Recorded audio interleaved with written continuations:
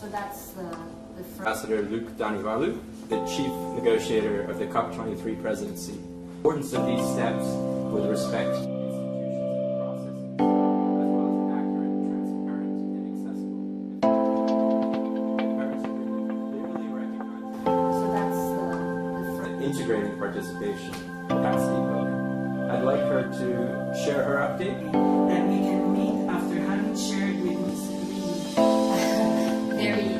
Dear colleagues, friends, I'm delighted on behalf of the Fijian presidency and our Prime Minister and COP23 President, the Honorable Frank Bainimarama, to welcome you all to this discussion about how best we can promote human rights to participation in climate action.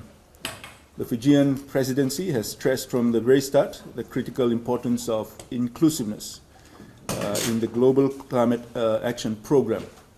And as our president has often observed, we are all in the same canoe, and an effective response to climate change must involve every single person on earth, all ages, all nationalities, all backgrounds, because only by working together as one world can we confront the magnitude of the task before us.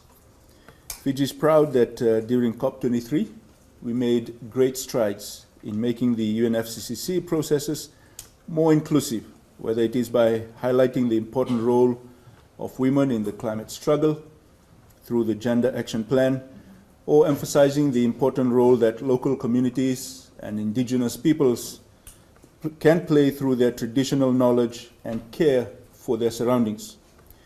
But there is no doubt that one of the most important things we have done to promote the human right to participation in climate action is our Talanoa dialogue. We have taken a Pacific concept of grassroots storytelling, consensus building, and decision making to the whole world. And it is a matter of intense pride not only for Fijians, but all Pacific peoples, that at COP23, the world embraced the Talanoa concept as a way of advancing the dialogue that we need to have. For the first time, we have brought everyone into this discussion, not just the parties, but also the non-party stakeholders, including regions and cities, civil society, the private sector, the scientific community, and ordinary men and women around the world. If you accept the principle that all human beings have a right to participate in the climate process, the Talanoa dialogue is giving everyone a genuine voice for the first time. So Talanoa goes to the core of what brings us together this evening, because it promotes the human right to participation. Let me be clear about what Talanoa is and what we believe it can achieve. It is not just about telling your story, but listening to the stories of others, because no one has all the answers.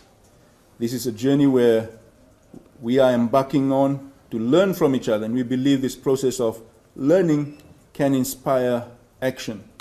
And as a global community, we are seeking fresh ideas and fresh inspiration to help all countries achieve more ambition in our nationally determined contributions.